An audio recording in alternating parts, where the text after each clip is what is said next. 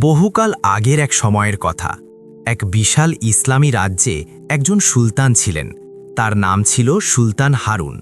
তিনি সর্বদা আকাঙ্ক্ষা করতেন যেন তার প্রিয়তমা বিবির গর্ভে শুধুমাত্র পুত্র সন্তানই আসে। কন্যা সন্তানের প্রতি তার মনে ছিল গভীর অপছন্দ এবং বিরাগ। আল্লাহ তাআলার অফুরন্ত রহমত ও অনুগ্রহে তার বিবির প্রথম সন্তান হল একটি সুন্দর পুত্র। এতে সুলতান হারুন অত্যন্ত আনন্দিত ও খুশি হলেন। তিনি সর্বদা এই আশা পোষণ করতেন যেন তার বিবির গর্ভে সর্বদা পুত্র সন্তানই জন্ম নেয়, কারণ পুত্ররাই রাজ্যের দায়িত্ব, শাসনভার ও উত্তরাধিকার গ্রহণ করতে পারবে। এই কারণেই তিনি কন্যা সন্তানকে একেবারেই অপছন্দ করতেন। সুলতান হারুনের প্রথম পুত্র যখন কিছুটা বড় হয়ে উঠল, তখন তার বিবি আবার গর্ভধারণ করলেন। কিন্তু এবার সন্তান প্রসবের সময় সুলতান তার বিবির পাশে থাকতে পারলেন না, কারণ তিনি এক দীর্ঘ সফরে বেরিয়ে পড়ার প্রস্তুতি নিচ্ছিলেন।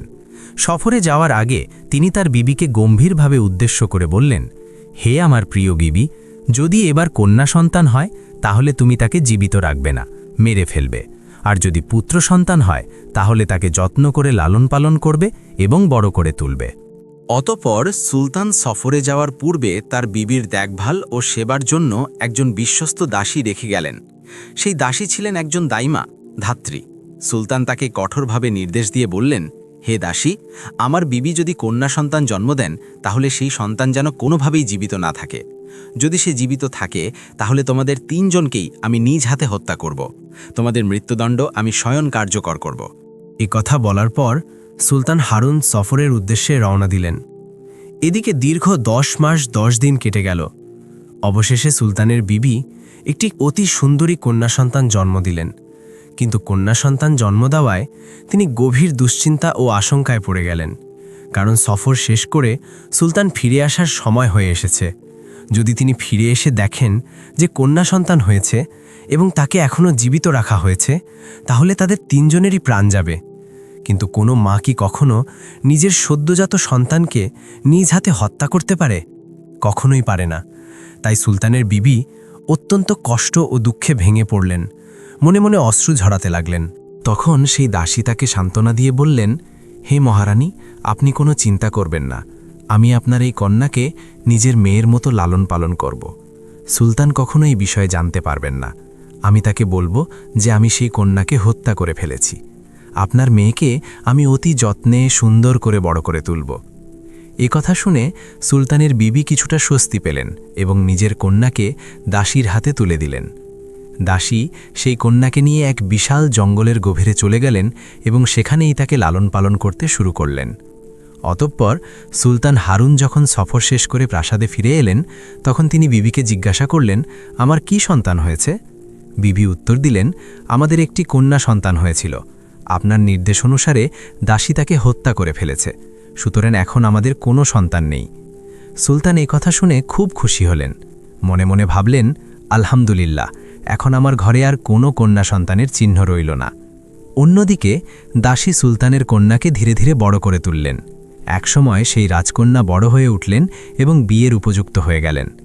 দাসীর ঘরে বড় হলেও তার গঠন, সৌন্দর্য ও আচরণে স্পষ্ট বোঝা যেত যে তিনি কোনো উচ্চ বংশের রাজকীয় কন্যা। একদিন সুলতান হারুন আবার একটি জঙ্গলে সফরে গেলেন। সেই জঙ্গলেই থাকতেন দাসী ও রাজকন্যা।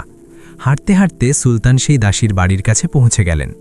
সেখানে খেলা করছিলেন সেই রাজকন্যা। হঠাৎ সুলতানের চোখ পড়ল তার দিকে। তার অপরূপ সৌন্দর্য দেখে সুলতান মুগ্ধ হয়ে গেলেন এবং মনে মনে স্থির করলেন যে এই মেয়েকে তিনি বিবাহ করবেন। কিন্তু সুলতান জানতেন না যে এটি তার নিজেরই কন্যা। তখন সুলতান মেয়েটির অভিভাবককে খুঁজতে লাগলেন এবং দাসীর সন্ধান পেলেন। অনেক বছর অতিবাহিত হওয়ায় তিনি দাসীকে চিনতে পারলেন না। একদিন তিনি দাসীকে ডেকে পাঠালেন। দাসী এলে সুলতান বললেন, যদি আপনি রাজি থাকেন তাহলে আপনার এই মেয়েকে আমি বিবাহ করতে চাই। দাসী তখন নিজের পরিচয় প্রকাশ করলেন। সুলতান দাসীকে চিনতে পেরে বললেন, তোমার এত সুন্দর একটা মেয়ে আছে, তা আগে বলনি কেন? আর আমার বিবি যখন কন্যা সন্তান জন্ম দিয়েছিলেন তখন তুমি সেই কন্যা নিয়ে হঠাৎ কোথায় উধাও হয়ে গেলে? আমি তো তোমাকে আর দেখিনি। দাসী তখন সুলতানকে সমস্ত ঘটনা খুলে বললেন। তিনি বললেন, হে মহারাজ, সেদিন আপনার বিবি ঠিকই একটি কন্যা সন্তান জন্ম দিয়েছিলেন, কিন্তু তিনি সেই সন্তানকে হত্যা করতে পারেননি। আমারও মায়া হয়েছিল, তাই আপনার সেই ছোট্ট কন্যাকে আমি এই জঙ্গলে নিয়ে এসেছি। আর আজ যাকে আপনি বিবাহ করতে চান সে আপনার নিজেরই কন্যা। এই কথা শুনে সুলতান প্রচণ্ড রেগে গেলেন এবং সেখানেই দাসীকে হত্যা করলেন। অতঃপর তিনি নিজের কন্যাকে হত্যা করতে উদ্যত হলেন, কিন্তু নিজের হাতে মেয়েকে মারতে চাইলেন না। তাই তিনি তার পুত্রকে ডেকে বললেন, হে আমার পুত্র, এই মেয়েটি তোমার বোন। তুমি নিজ হাতে তোমার বোনকে হত্যা করবে, যাতে পরবর্তীতে সে আমার প্রাসাদে এসে সম্পদের ভাগ না দাবি করতে পারে। সুলতানের পুত্রের মন ছিল খুবই পবিত্র ও উদার। তার মা তাকে উত্তম শিক্ষা দিয়েছিলেন, তাই তিনি চাইলেন বোনকে বাঁচাতে। তিনি পিতাকে বললেন, হে পিতা, আমি আমার বোনকে এই জঙ্গলে হত্যা করতে চাই না। হয়তো সে আমার হাত থেকে পালিয়ে যেতে পারে, তাই আমি তাকে ভুলিয়ে অন্য এক জঙ্গলে নিয়ে যাব এবং সেখানে হত্যা করব। তার রক্ত ও দেহের অংশ আমি আপনাকে দেখাব। এই কথায় সুলতান রাজি হলেন এবং পুত্রের সাথে কন্যাকে পাঠিয়ে দিলেন। দুই ভাই বোন এক জঙ্গলে পৌঁছে পুত্র বোনকে বললেন, দেখো বোন, তুমি আমার বোন, আমি তোমাকে হত্যা করতে পারবো না।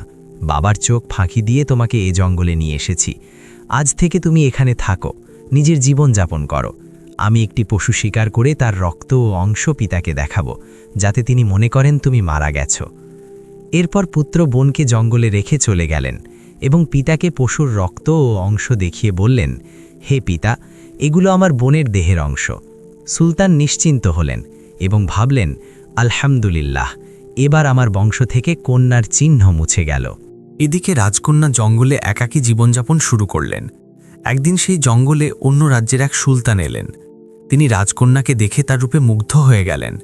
তিনি বললেন, হে রমণী, তুমি এই জঙ্গলে একাকী কি করছো?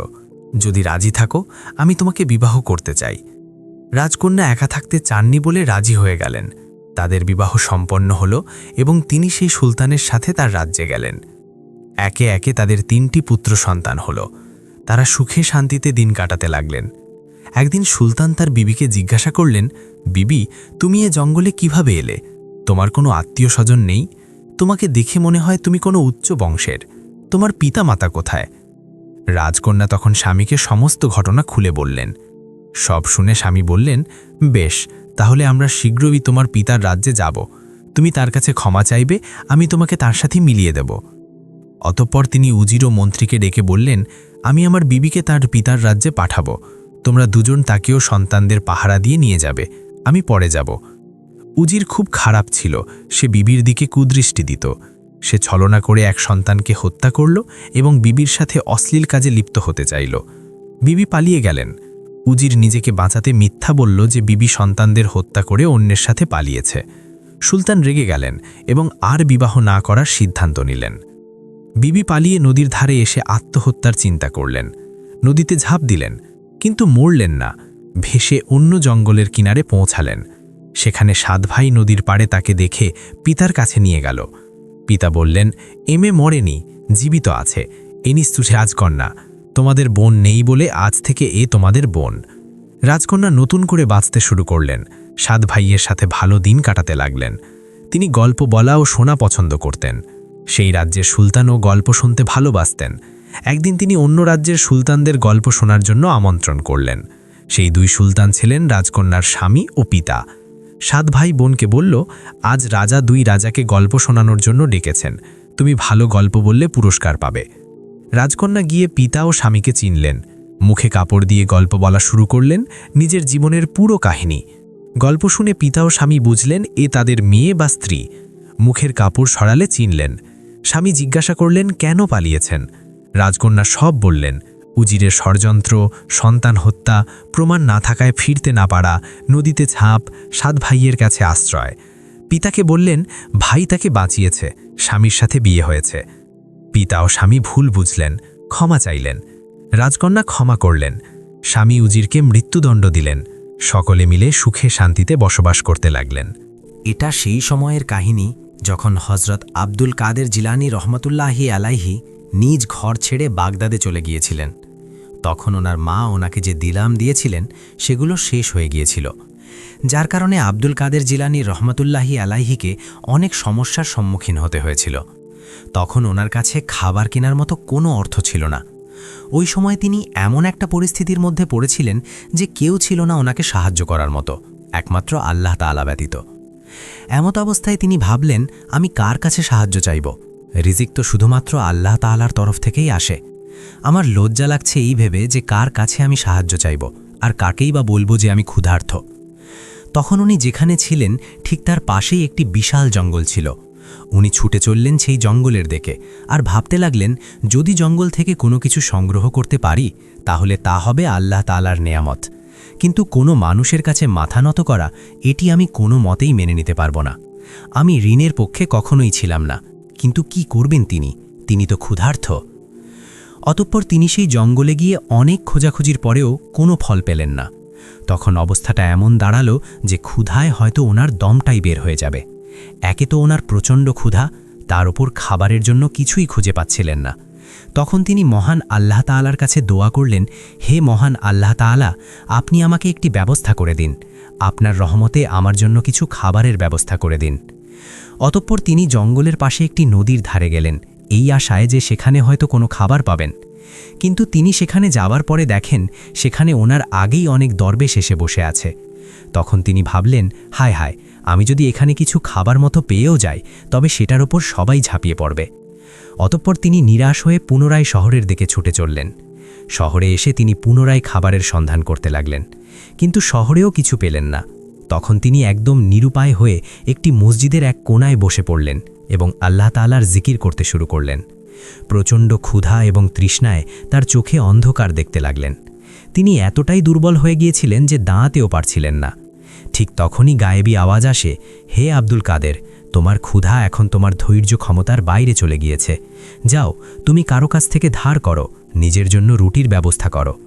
কিন্তু বড় পীর এই কথা মানতে পারছিলেন না যে তিনি কারো কাছ থেকে ধার করবেন। কিন্তু কোনো উপায় না দেখে বড় পীর পুনরায় শহরের দিকে পা বাড়ালেন। দুর্বল অবস্থায় হাঁটতে হাঁটতে শহরে এসে পৌঁছলেন। সেখানে রুটির দোকান তো অনেক ছিল, কিন্তু বড় পীরের চোখ একটিমাত্র দোকানেই পড়ল, যেখানে দোকানদার গরম গরম তন্দুর রুটি বানাচ্ছে। অতঃপর বড় পীর সেই রুটির দোকানে গেলেন, কিন্তু রুটির দোকানদার তাকে দেখে চিনতে পারেনি, কারণ ইতিপূর্বে বড় পীর কখনো এই সমস্ত দোকান থেকে কিছু কিনেননি। মহান আল্লাহ তাআলা সেই রুটির দোকানদারের মনে এই অনুভূতি সৃষ্টি করে দিলেন যে এই ব্যক্তি আল্লাহ তাআলার একজন খাস বান্দা, আর সে যুবক বয়সেই মহান আল্লাহ তাআলার ইবাদতে নিজেকে উৎসর্গ করেছে, আর এই কারণে এই ব্যক্তির জন্য রুটির ব্যবস্থা করা আমার দায়িত্ব। তখন সে দোকানদার মহান আল্লাহ তাআলার রহমতে বলে উঠলেন, আপনি কি আব্দুল কাদের? উত্তরে বড় পীর বললেন, জি, আমি আব্দুল কাদের। দোকানদার পুনরায় জিজ্ঞাসা করলেন, আপনি কি সেই আব্দুল কাদের যিনি বাগদাদে এসেছেন এলিম হাসিল করার উদ্দেশ্যে? জবাবে বড় পীর বললেন, হ্যাঁ, আমি সেই আব্দুল কাদের। এবার রুটির দোকানদার বললেন, বলুন, আপনি কি নিতে চান? বড় পীর বললেন, হে ভাই, আমি রোজ তোমার দোকান থেকে একটি রুটি নিব, তুমি কি আমাকে তা দেবে? আমি খুবই ক্ষুধার্ত, এখন আর ক্ষুধার কষ্ট সহ্য করতে পারছি না।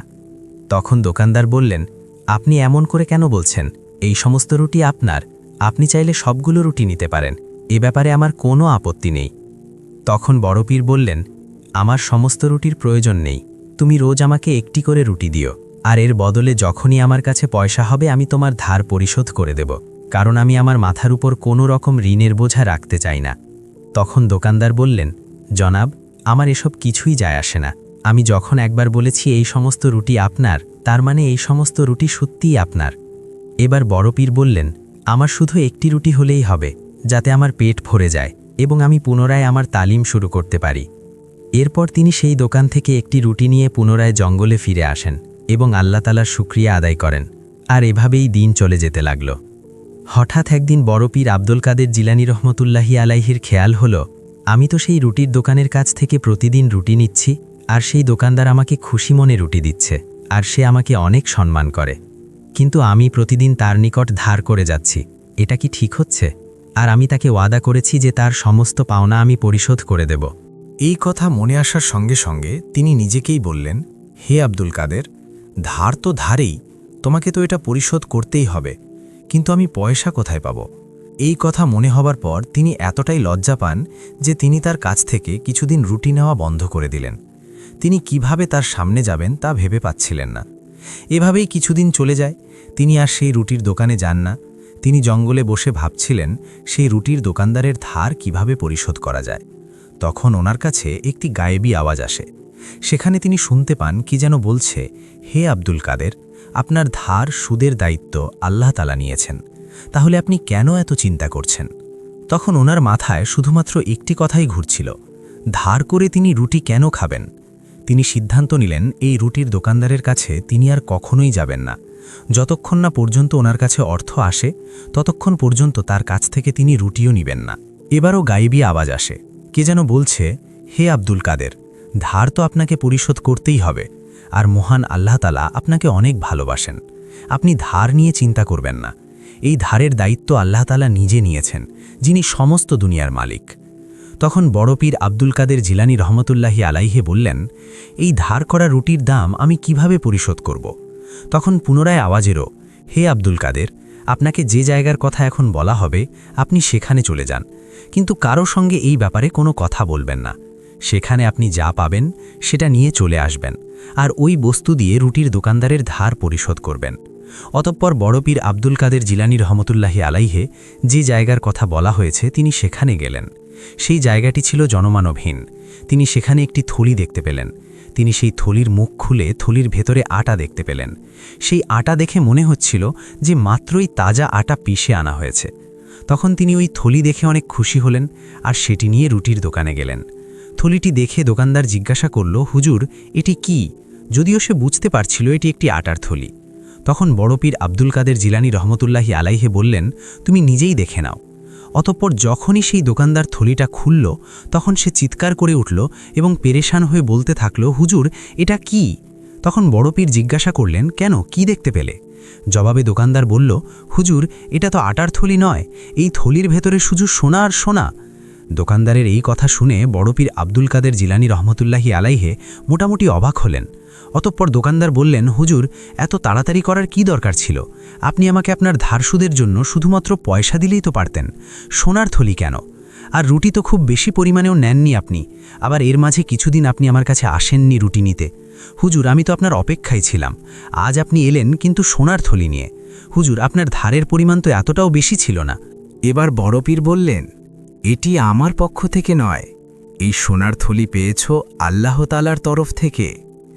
আল্লাহ তাআলা আমার এই ধারের দায়িত্ব নিয়েছিলেন এবং আল্লাহ তাআলাই আমার এই ধার পরিশোধ করে দিয়েছেন। সুবহানাল্লাহ।